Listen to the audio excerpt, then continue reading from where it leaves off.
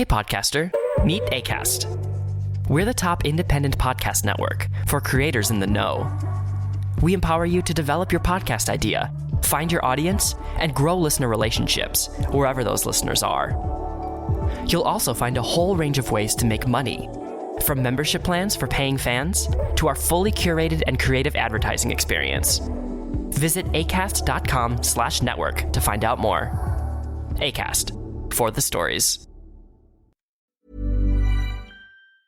Achtung Millwall supports the Lions Food Hub, and all of our advertising revenues will be donated to support this fantastic initiative. It's now based at the Lions Centre on Bolina Road, and it's run by our own Kelly Webster. This is a friendly food bank supporting families in the Bermondsey and SE16 area. If you can help support the Lions Food Hub in any way, please visit at Lions Food Hub on Twitter or get in touch with us at Achtung Millwall. The Lions Food Hub.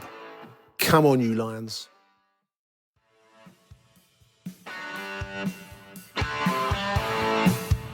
You're listening to Achtung Millwall, broadcasting from the beautiful South Birmingham. Accept no substitute.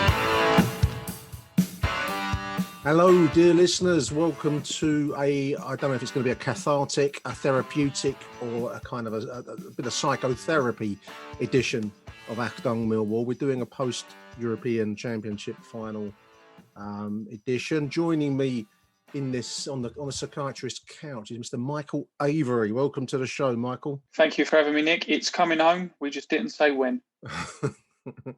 and remarkably lucid after a night of I don't know, indulgence. Is Mr. Harry Warren. How you doing, mate? The head hurts, the heart aches. Welcome to supporting England and Millwall. I consoled my nephew. We were watching it with the family last night, and he's 13, so he's unused to. I think he's with a generation that starts to think that England belong in semi-finals and finals of major competitions. And I tried desperately to tell him this is like a really big event, but when you're 13, you don't absorb it.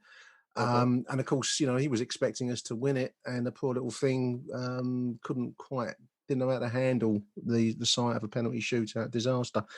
And my story of 1972, Harry, when Millwall didn't get promoted after thinking we had been promoted, didn't really help him. I can't believe that wasn't helpful to him. But I said, you know, gave me a lifetime of getting used to misery as normal. You should tell, who does he support, Nick? Anyway? Well, he follows Liverpool, but I kind of badger him with Millwall talk. So, you know, I'm trying to wear him down. We'll see how it goes. But yeah, I mean, I think it's not good for a child to get used to success because they start to think that it's normal, and you know, it's a rare event in your life.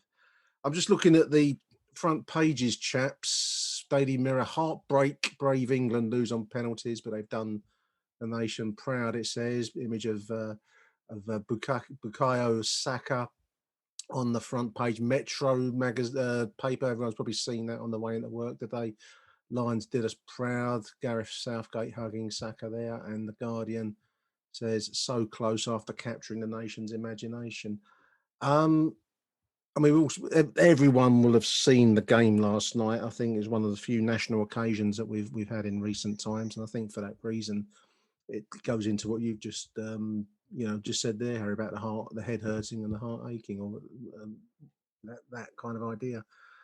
I was never convinced over the whole game that if we didn't win it in 90 minutes, boys, I didn't think we were going to win it at all. How did you see the game last night, Michael? How was it for you, mate?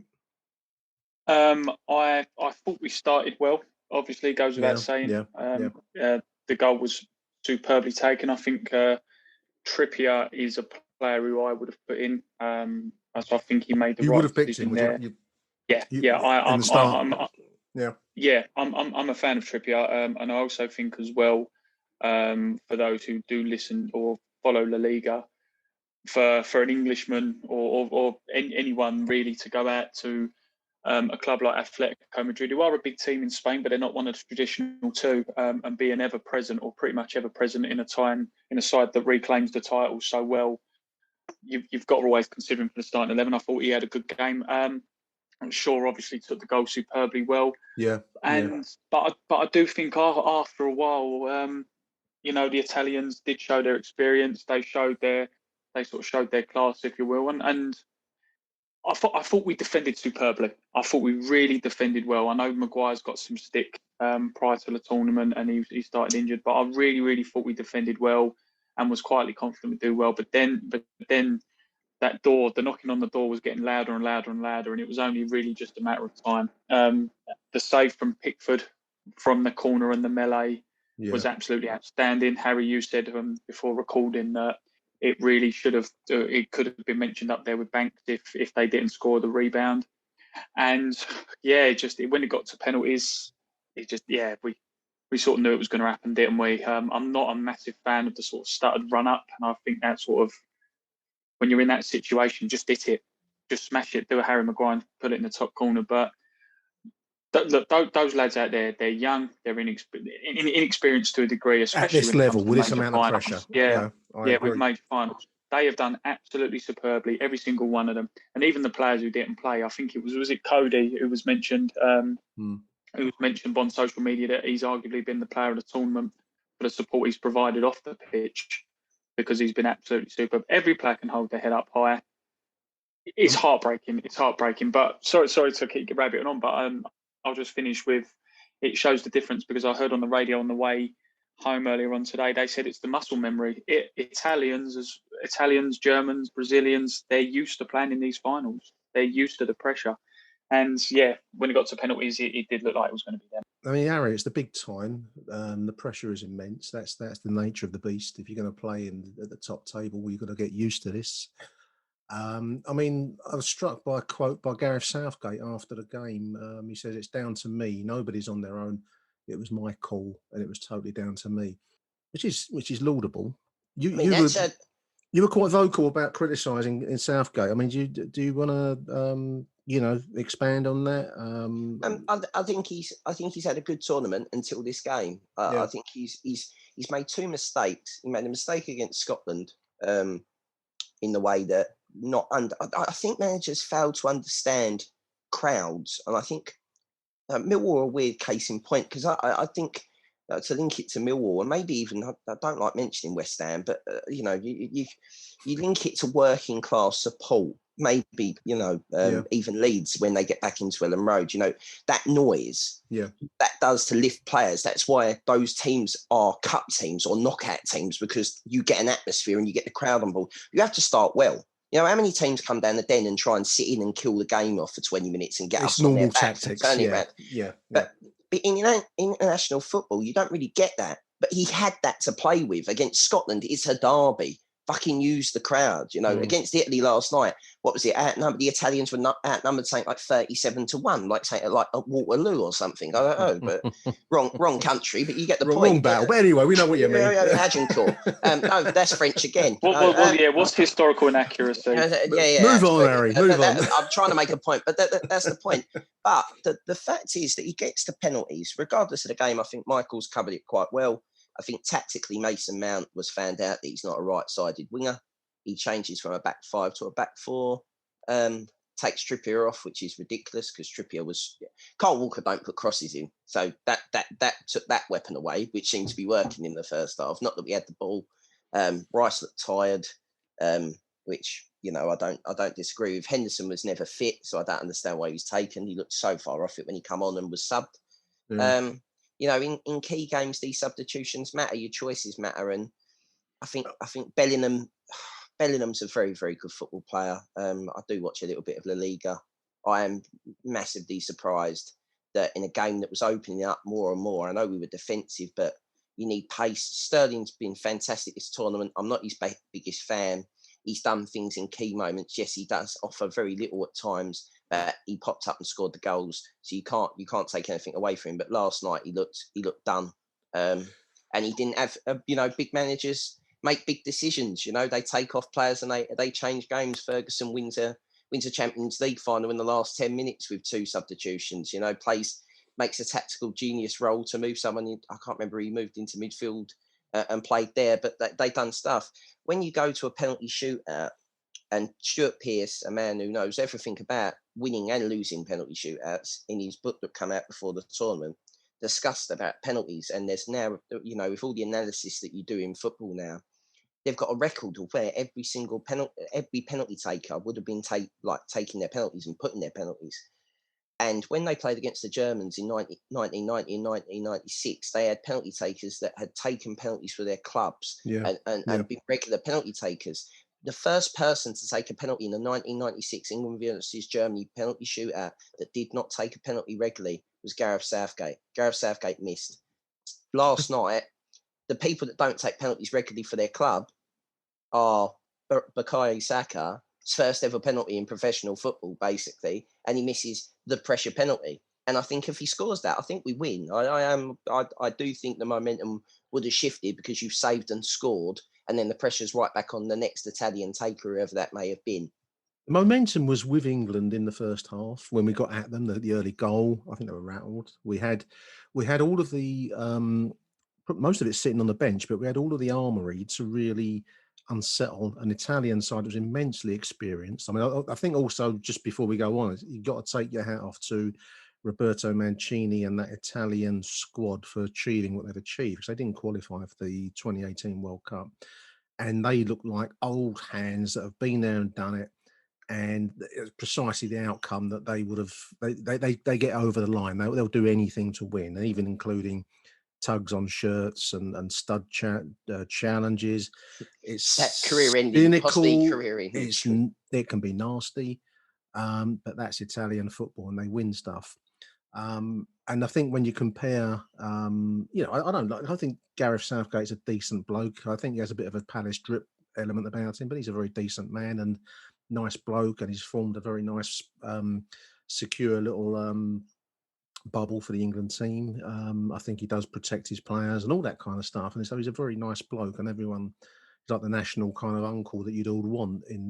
There's people on Twitter making erotic fan fiction about him as a kind of like a dream husband, Huh? Yeah, I mean, you're getting all sorts. I mean, he's like this national kind of figure of reassuring niceness, Isn't that England in a nutshell, though? Failure, rewarding failure. It's failure. But compare him, Harry. I mean, it is, because what's he won? He's won nothing. And then you look at Roberto Mancini. They failed. He's failed. And then you look at Roberto Mancini, and you can take the piss out of the Italian style. There's one bloke looks like the caretaker out of Please Sir on the bench, but they win stuff. They win shit. They've got, I don't know how many World Cups. Is it 4 World Cups, Michael? They've won 4.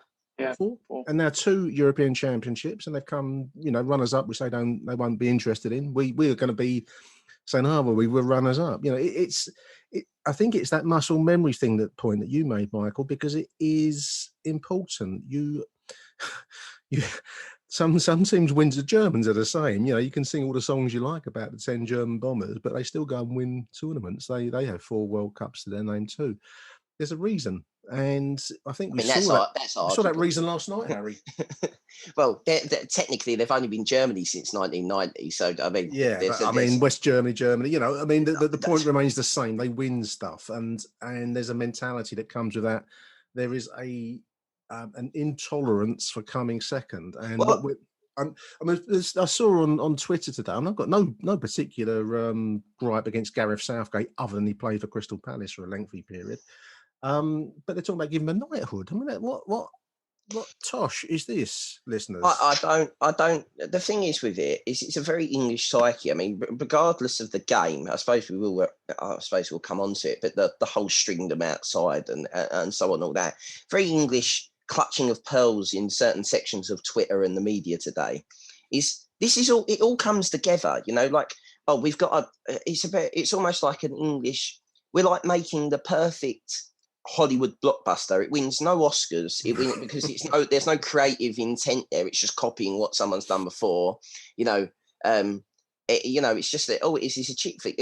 We only repeat the same thing. It's the same love story told in a million different ways because we do the same things all the time. Well, we do, and expect a different result. The clutching of pearls of course they're going to go on the lash all day. It's an 8 o'clock kickoff. Of course, the manager's not very good because as a country for years we've not been very good. We tolerate second best. But I mean, Michael, that for me, I don't know how that you boys feel about this, or what the listeners feel about this, but the moment the game was won for Italy was in the 90-something minute when Chiellini tugged on Saka's shirt and pulled him back.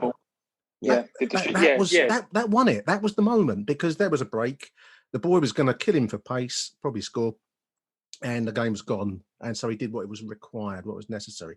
You might not like it. It's the darkest of dark arts. It's Dennis Wise maxed out 10 times over, the best practitioner I've ever seen of the dark arts. He did what he was required to do. That was the moment the game was lost. We don't approach it in the same way, and maybe we but even if we did, because we're English, our media would attack that player, even though we've done the right thing to do. It's a very weird sort of. We must be seeing.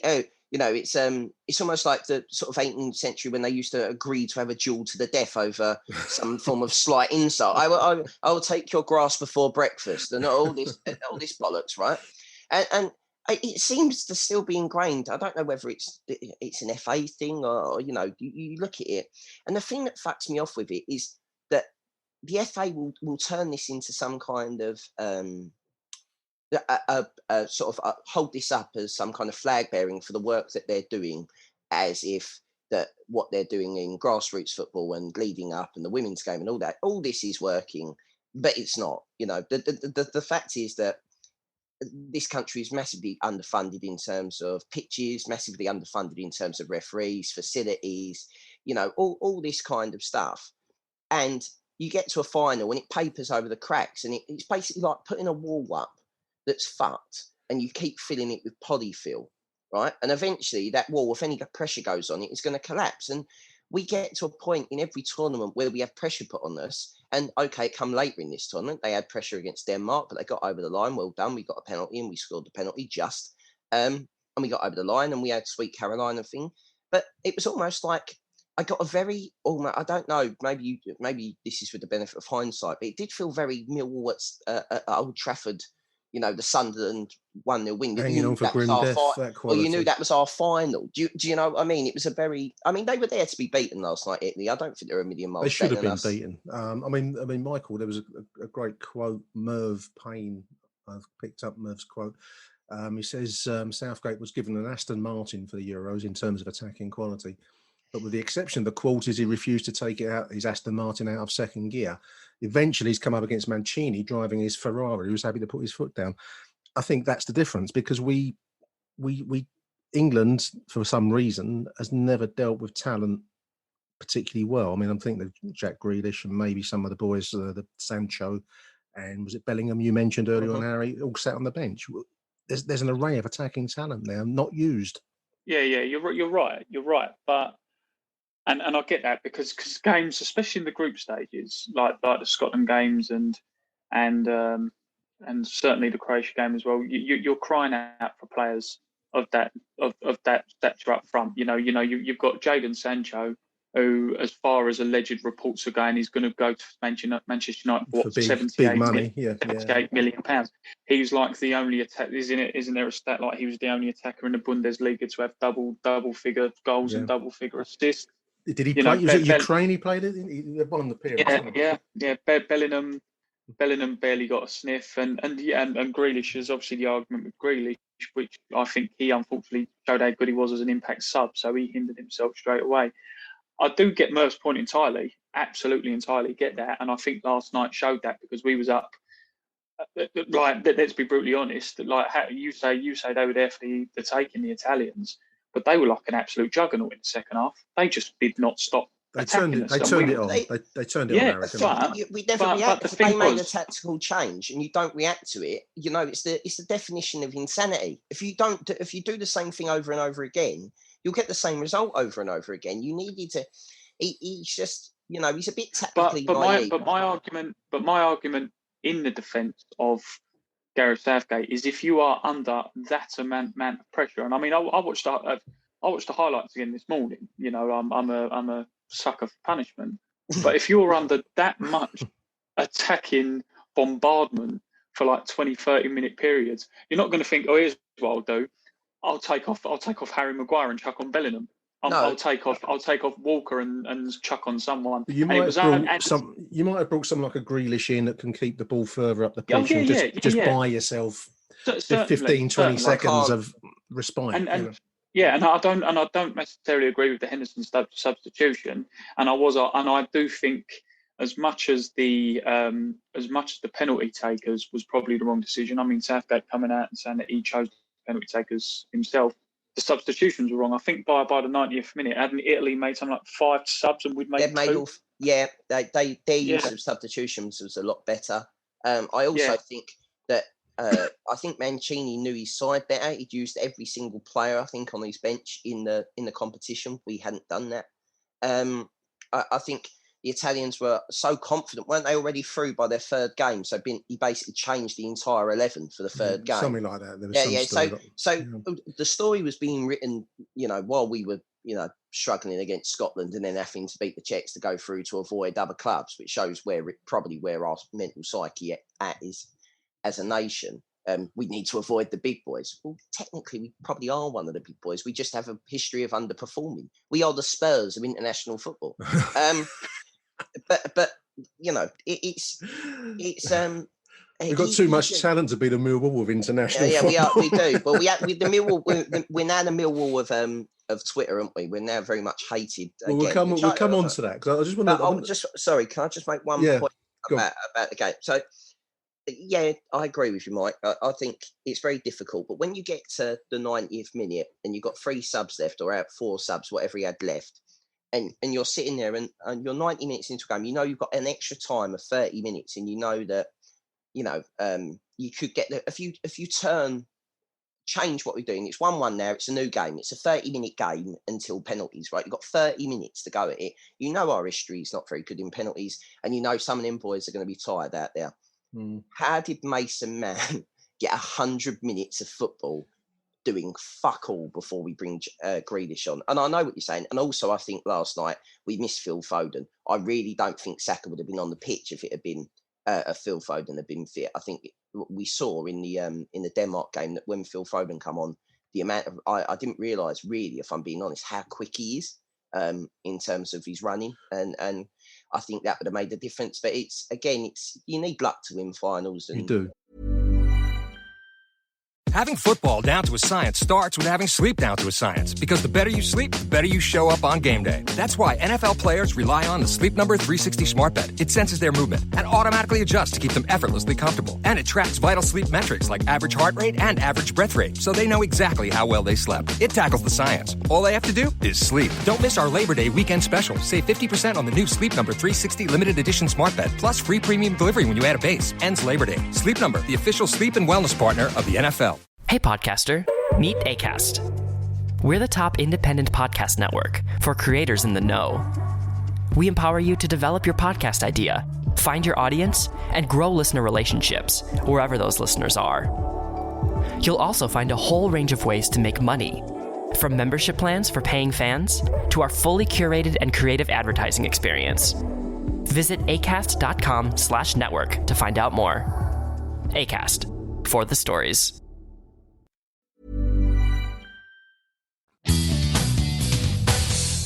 Achtung, Mehlball.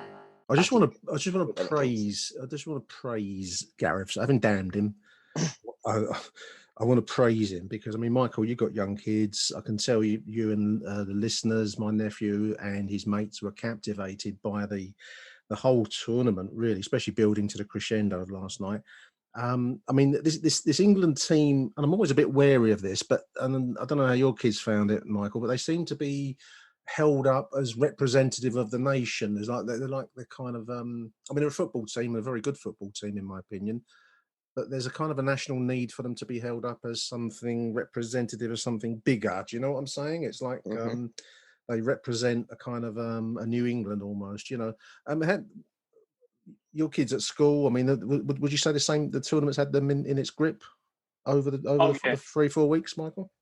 Yeah. My eldest, bless his heart, he was distraught last night, absolutely distraught. My middle child isn't a football fan. Yeah. I'll be brutally honest. I've tried everything super glued his eyes open, super glued him to his seat in block 3. He Too don't much wanna know. Millwall. You've given him too many Don't Millwall wanna know. games. But he's been sat in front of the TV. You know, like my nephews loves it. My niece, they're into it as well. All my family are. The young kids, the schools. You can see the schools. There's videos everywhere. Yeah. I think the thing is that it's very, very. It's not difficult. It's the wrong word, but I think you need to sort of compare the national sides to countries that, with all due respect, aren't as sort of well off as we are in the UK, in the sense that some countries, they see their national sides as like ways out of poverty and ways to better lives. So they are idolised. I don't think, obviously, to our degree, because of our way of life here, it's like seen as an escape. But let's be brutally honest, Harry. We had a discussion yesterday. You were saying that Millwall means more to you than the England team, even though you think highly of the England team. I genuinely think it's on par, as much as I love Millwall, because I've never felt this way before about a national tournament. Nick, I could be wrong here, but as much as you do reminisce about the previous seasons of Millwall and the 70s and the year that nearly was when we should have got promoted, and then Millwall got promoted in the 80s, but you speak in the group chat sort of more reminiscent and fondly, it seems, about that 66 Cup final win, even though you was only young.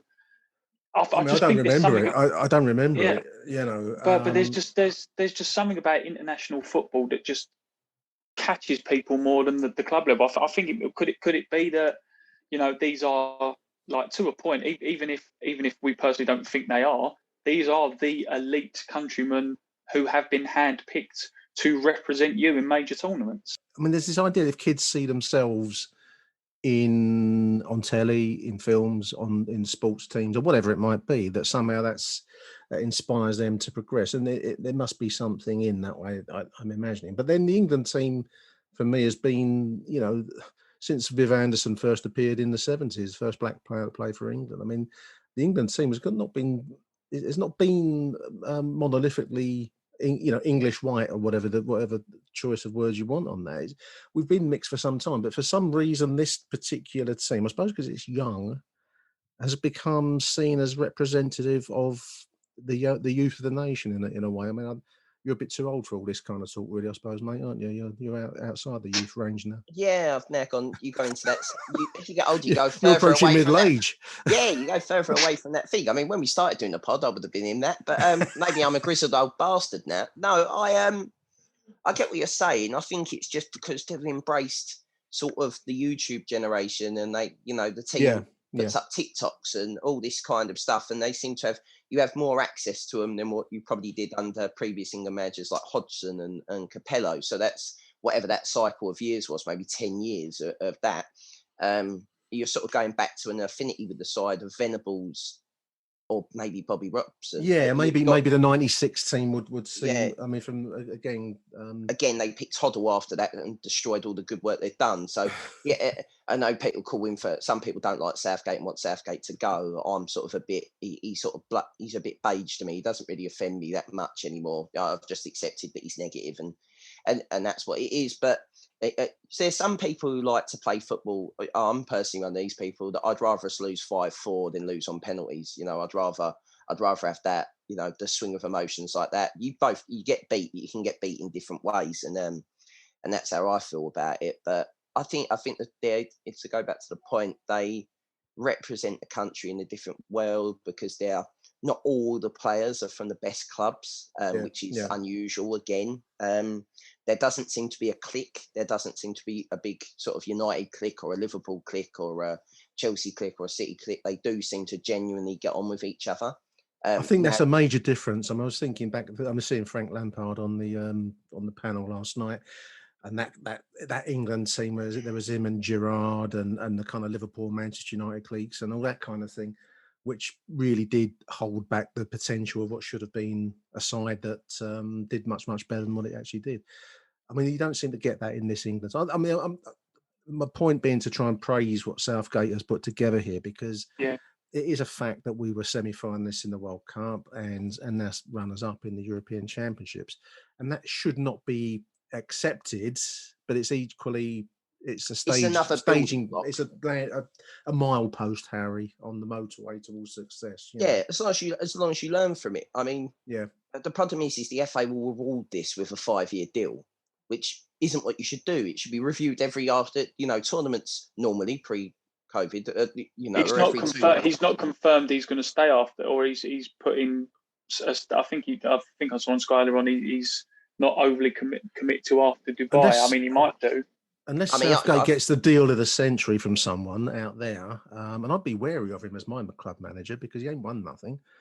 I mean, unless he gets deal of the century, I would. He looks very much like nailed on as the next Spurs boss after the Spurs boss has just taken a job as fouled, doesn't he? That's a Levy money spinner right there. Sorry to dig at Spurs fans again. But no, going back to what you said, Michael, about the Millwall England thing, I feel I should answer that in a because I'll be getting. I mean, that depends on your point of view. I know this is a Millwall podcast, but the difference is because we've never really had any Millwall England players. And as a kid, I suppose, growing up, your memories are, your Millwall is my family. I know that sounds really silly, but they are my family. As dysfunctional as we fucking are, I went with my granddad, I go with my dad, I went with my uncle before they passed. I've gone with my brother, my cousin. They are a shared experience that isn't shared between everyone. It's shared between a select, maybe 15 up to 50,000 when we do well, family that are all the same as you. And with England, I do at times feel they represent me. I probably feel more represented after we've been defeated in a final because I've seen our Twitters exploded into poo-pooing the achievements of the side and the split opinions and people calling each other cunts. That feels very Millwall. Yeah, that kind of feels like what I know football to be. Whereas, I was making the point that would I feel, last night I didn't get overly emotional at the end. I don't know why, because I feel like it was a death by 1,000 cuts after the early goal.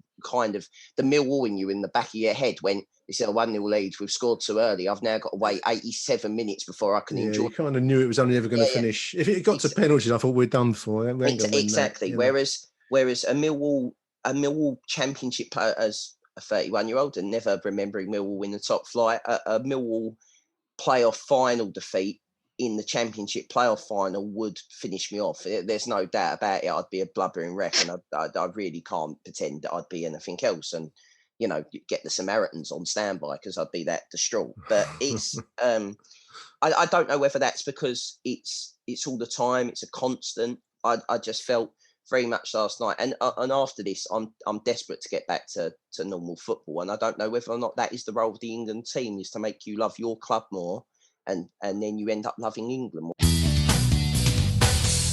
Achtung, Mehlball. Let's talk about the drink and drug fueled frenzied scenes that I've written on my list of things to talk about here, boys. I mean, I could have told you from the very start of the day that was going to turn into a monster session yesterday. There were blokes posting how they're on it at 9:30 in the morning, and you think, I don't know, the idea of that. Well, they were late starting, weren't they? Oh, I mean, I'll be dead by about 8 o'clock at night by the time the kickoff comes along. And as for going to the box park in Croydon or some other little hellhole or Leicester Square like that, I'd run a mile. Each to their own in this life, but it don't look all that pretty, does it? I mean, the other thing I want to say is that there's a great point made by, I think her name is Jennifer, one of the Twitter people that I follow, talking about UEFA charging thousands and thousands for tickets for the final, and then being a standard when people bust in and try and get in for nothing, possibly. None of this is attractive, but it does feel rather Millwall, Harry, doesn't it? This is the stringdom that attaches themselves to our club. Don't do us a favour, but it comes as part and parcel of the event. Sadly, I don't know if there's any explanation more than that. Well, really, it's a festival. It becomes a festival. You go to festivals. I mean, I'm sure people older than me will remember when Glastonbury was like, just people lift off up their the heads. People off their heads, and also the scenes of people inside Wembley fighting people who are jibbing into Wembley is a very Millwall. You mentioned it off air earlier. It's a very Millwall Wigan 2013 kind of. I was reminded of that. I don't know what the FA is going to do this time. They haven't got Millwall involved, so they've got to blame themselves for their lack of security. I made a tweet as I saw these things yesterday about, I can't believe they haven't asked for Lurch and the Millwall security teams to turn up, because we've dealt with this all before. Maybe they should have had Millwall win last week. Maybe all of Millwall season ticket holders should have been given a ticket. Can you imagine that? That would have gone bent, wouldn't it? Yeah, well, because obviously we're like, as I think you said when we run on the pitch after the Bradford win, you turned around and said we're like the soft testers, but back in Vegas when they open their hotel, they have a soft opening. Millwall are the soft opening of testing security measures, and obviously because we haven't been there for a few seasons, they've obviously forgotten what they need to do. So it did feel very Millwall. It's very sort of like Sex Pistols crashed with Millwall and anarchy outside, but.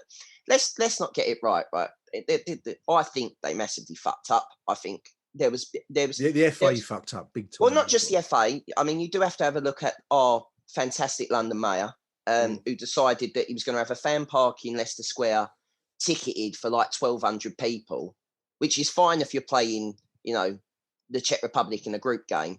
But it's not fine if you're playing fucking Italy in a final for the first time in 55 years.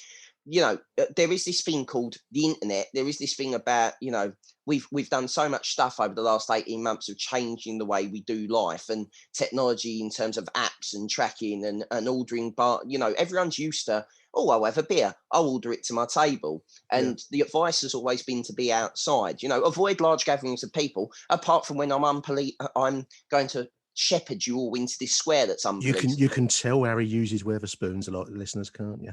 I don't use spoons. I I prefer to use a vintage gin or an ember in. I'd rather pay more money to avoid the strings. But you know what I mean. What you mean, mate. We've all been there. But it's the fact of the matter is that the thing that does me in the most is that literally Hyde Park, Green Park, big screen, tables of how many people you want at a table, because those are the rules outside. You can have tables of 30. These are all the government's own rules, and you gave these people nowhere to go and congregate other than the place where everyone with tickets was going to go and congregate. And it was the first event. I mean, you said it earlier on, Harry. I mean, my first thing where people have had the chance to get out, have a drink, potentially enjoy, hopefully a good time, or collectively suffer misery together. Since what was it? When did it always begin? It was March 2020, wasn't it? The lockdown began. March. I think you and I could have sat down and advised the authorities that it might kick off certain hotspots like Leicester Square, like on the Jubilee line, Wembley. Was it? No, it's Olympic Way, not Wembley Way.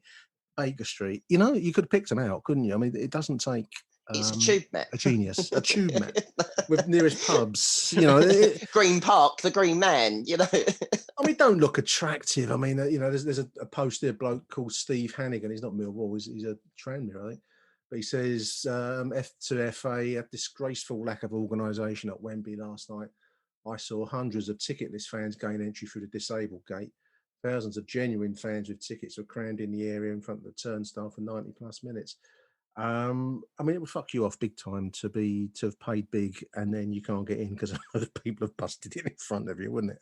Yeah, it would have done. But, these people are professional. A lot of the people last night who were there seems to be it. I saw people who'd been to Wimbledon for the day, your celebs, and then they trot over to Wembley. If you're overly pissed off, and you're saying it's disgraceful scenes, maybe Wimbledon, the champagne and the strawberries and the clotted cream, maybe that's where you belong. Let us do let the people who go and have a pie and a pint turn up at Wembley. Yes, it's not a great look, but come on, stop clutching your pearls. The jibbing in, right? We've all seen people jibbing to football, and I don't go up to that person who's jibbed in and punch them, and I don't. I wouldn't do. No, I mean, it's fuck all to do with me. The security functions of Wembley are for the security, the shocking support. I mean, look after me heart, listeners. I can't get involved in all that. Well, maybe before the operation, Nick. Maybe, yeah. Let's be honest, right? Wembley has always been a bit shit at security. Wembley has always been a shit place. I mean, fucking what? The White Horse final 100 years ago. Fucking, it's been shit since then, and they've knocked it down and rebuilt it again. It's not a great stadium. it leads. There is fuck all around it, by the way, as well. Like in terms of, there's no staging post. It's at the end. It just is a very, very difficult place to go. And it's a very poor. I don't like it. I'd never enjoy any of our trips up there with the Lions. If you said to me we'd never have to go there again, we'd play somewhere else, I'd be quite happy with that. To be absolutely honest, I know that's.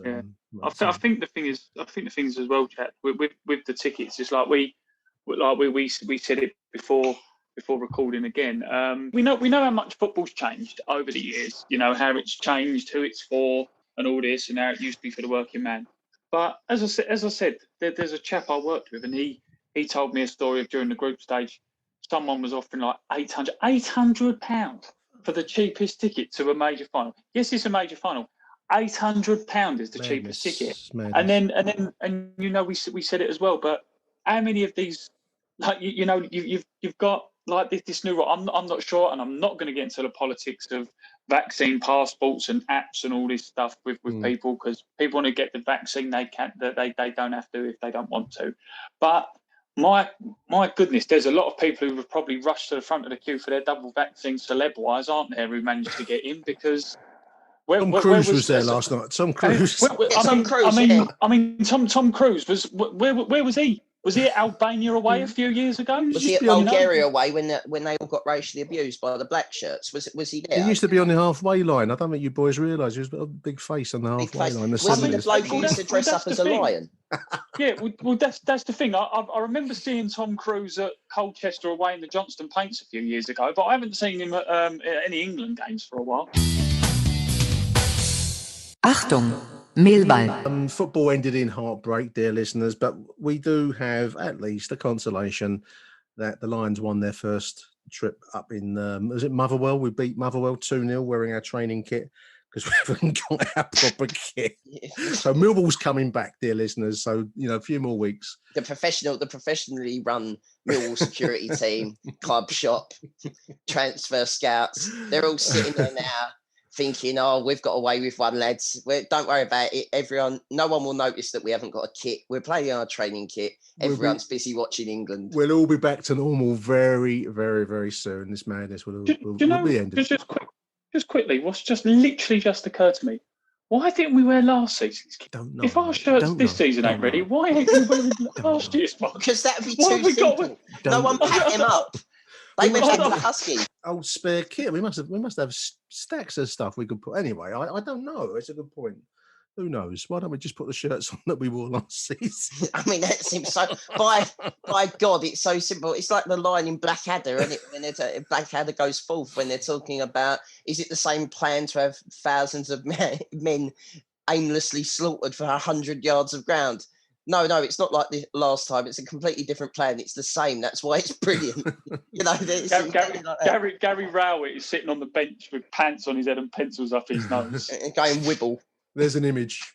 Thank you very much, chaps. I hope this has been cathartic for you both to unburden yourselves after last night's heartbreak. Back to normality in 3 weeks' time, Harry.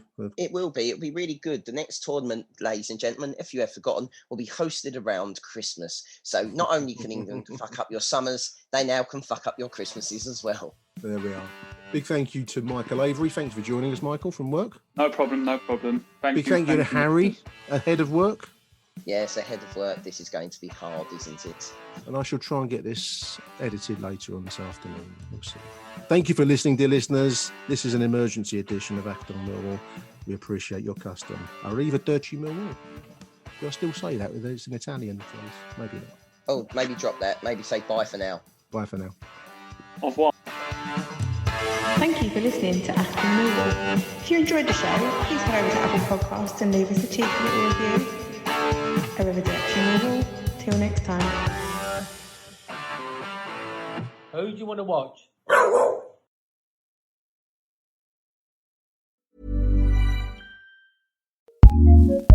Acast powers some of the world's best podcasts.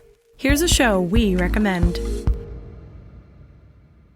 Hey, I'm Bert from The Bert Show. You have people on a show that really don't like morning shows. Blair said, I think I'm falling in love with you. And I went, why take initiative when you can take a nap? I like keeping it real and I like keeping it gross. So we created a show that we really wanted to hear. It's real and it's funny, and we will talk about our personal lives. We're not scared of anything. I'm on the phone with your husband, Bart, and he says, I love you. I'm not sure that I gave him a confident enough I love you back. And I do have feelings for him. I think I'm falling in love with him. What I love most about this show is everybody's vulnerability. And though our perspectives may be different, working together is actually fun. We put the fun in dysfunction. I think it's unlike anything that you've heard before. The Bert Show. Listen to this show on Acast or wherever you get your podcasts.